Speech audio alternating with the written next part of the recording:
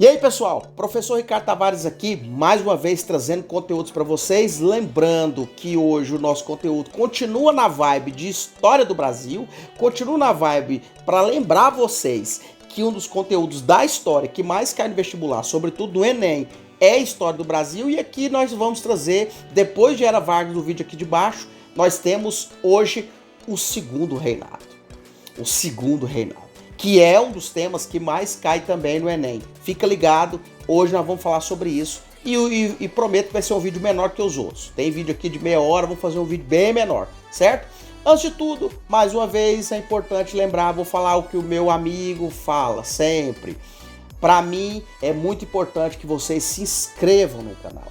Se inscrevam no canal, dá o like, é importante para mim e para você é muito fácil. Certo? Para você é muito fácil fazer, para mim é muito importante, para o canal é muito importante, porque eu vou continuar trazendo por mais tempo, para sempre, conteúdos para vocês. Me desculpe. Então é importante fazer isso, peço encarecidamente. Se possível, comente, se possível, compartilhe esse vídeo nos grupos do WhatsApp que você está, certo? Ajuda muito o canal e ajuda mais pessoas a aprender. Conhecimento sempre é importante, ok? Então, sem mais delongas, vamos lá falar de segundo reinado. O segundo reinado começa com um golpe. Como assim golpe? O golpe da maioridade. O golpe da maioridade. Não se esqueça disso. Isso cai em prova de vestibular, viu? Fica ligado. Como assim? Lembrando, mais uma vez, aqui vou colocar, eu sempre vou colocar isso quando vou falar de história do Brasil. A história do Brasil é vista em três momentos. Né? A história do Brasil Brasil tem três momentos: Brasil Colônia, Brasil Império e Brasil República. Nós estamos na República, né? Tomara que continue. Mas o Brasil já teve, e esse período do segundo reinado vai falar do Brasil Império. O Brasil que foi monarquia, nossa monarquia que durou apenas menos de um século, nossa monarquia durou menos de um século e teve dois imperadores, dois reis, Dom Pedro I e Dom Pedro II. Nesse período teve um período regencial e é do período regencial que começou a surgir um monte de crises, as revoltas regenciais. Naquele momento que o Brasil foi governado por uma junta de vários partidos, grupos políticos, né? Houve um monte de conflitos, as revoltas regenciais, e ali eles disseram: precisamos ter a volta do imperador, porque o Brasil não se sustenta, precisa de se unificar, precisa de um líder. E aí os caras falaram: mas como nós vamos fazer isso? O nosso imperador ainda é menor, tem 14 anos. Os caras falaram: não, vamos dar uma mudança da Constituição, vamos romper com isso. E aí os caras deram um golpe da Constituição da monarquia e com o golpe da maioridade eles colocaram uma criança de 14 anos de idade, adolescente de 14 anos de idade, se transformar em imperador, Dom Pedro II. Dom Pedro II começa em 1840 o segundo reinado. O segundo reinado começa com o imperador Dom Pedro II pelo golpe da maioridade com 14 anos de idade. Esse período do segundo reinado vai ser um período de grande prosperidade no Brasil. O Brasil tinha começado, ficou independente com o pai dele, né, Dom Pedro I, mas Dom Pedro I teve muitos problemas políticos, desastrosos problemas na política, teve conflitos conjugais, um monte de crises, enfim. Teve que se abdicar, né? Entregou o cargo, lembra disso? Né? Aí foi para o período regencial. Dom Pedro II não. Dom Pedro II foi um grande líder, falava vários idiomas, era um estudioso de línguas, era um cara que estudava de arte, trouxe fotografia para o Brasil, olha só isso. Ele era um cara amante de artes, era um cara que pensava diferente a forma de fazer política, e ele fez isso, unificou o Brasil, colocou o Brasil no patamar de um país respeitado naquele momento. O Brasil virou de fato um Estado nacional poderoso, né? Então ele começa bem. Dom Pedro II teve essa marca, inclusive tem muita gente, muita não, né? Poucas pessoas, mas uma parcela significativa, ainda fala de monarquia por conta de Dom Pedro II. Tem muita gente que não lembra muitos presidentes do Brasil, mas lembra de Dom Pedro II, porque ele teve uma postura de líder e ele fez isso, unificou o Brasil. E o que é importante lembrar dessa gestão e desse período do segundo reinado? Vamos começar? É importante lembrar que ele vai ter o poder moderador, porque existe aquela constituição monarca do pai dele, né, Dom Pedro I, que existe o poder moderador, que manda mais que os três poderes. Só que ele vai fazer isso de uma forma mais jeitosa, politicamente falando. Ele vai organizar o parlamento. O Brasil começa com o parlamentarismo funcionando, o parlamentarismo meio capenga, meio monárquico, com o poder, claro, na mão de Dom Pedro II, mas ele vai colocar o Brasil num patamar mais de habilidade política. Então é uma marca dele também.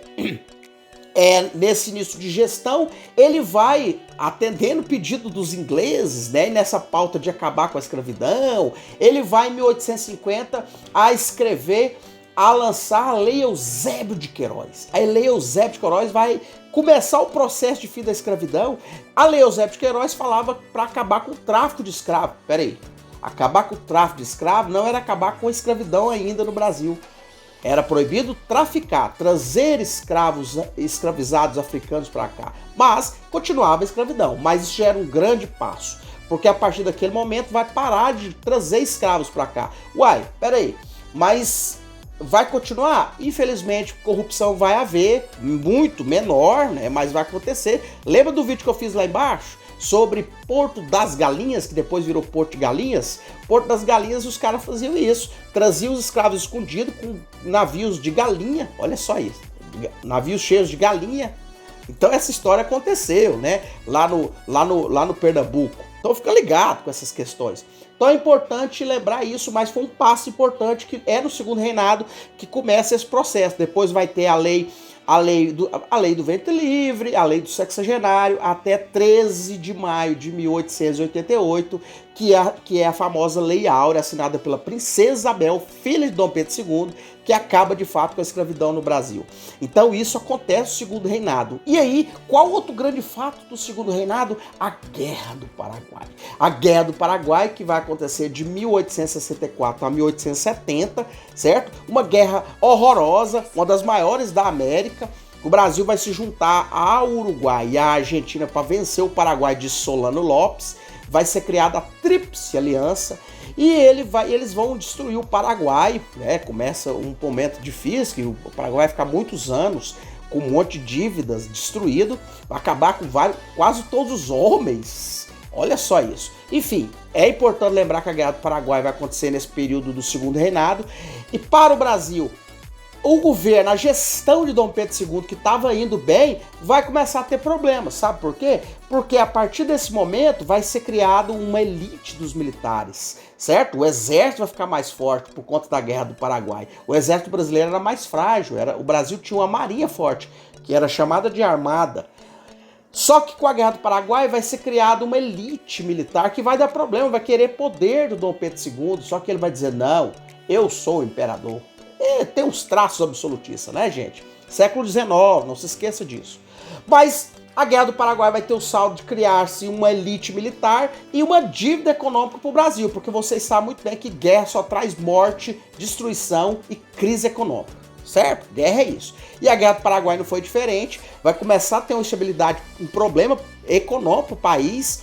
Então a gestão do Dom Pedro II, que ia muito bem, foi inventar de fazer parte de uma guerra. Olha que deu. Então começa gerar uma crise, né? Isso vai desembocar o fim do segundo reinado, ó. Presta atenção nisso, porque o Dom Pedro II vai ter um problema com os militares, depois a crise econômica, depois vai criar um problema, vou falar disso no próximo vídeo que eu vou fazer sobre a proclamação da República, porque ele vai ter problema com os militares, crise econômica, depois com a igreja, isso vai desembocar, e aí o fim da escravidão conclui isso, com a proclamação da República. Eu vou fazer um vídeo depois, fica ligado, na outra semana falando sobre isso. A proclamação da República é o feriado, nosso tá chegando aí.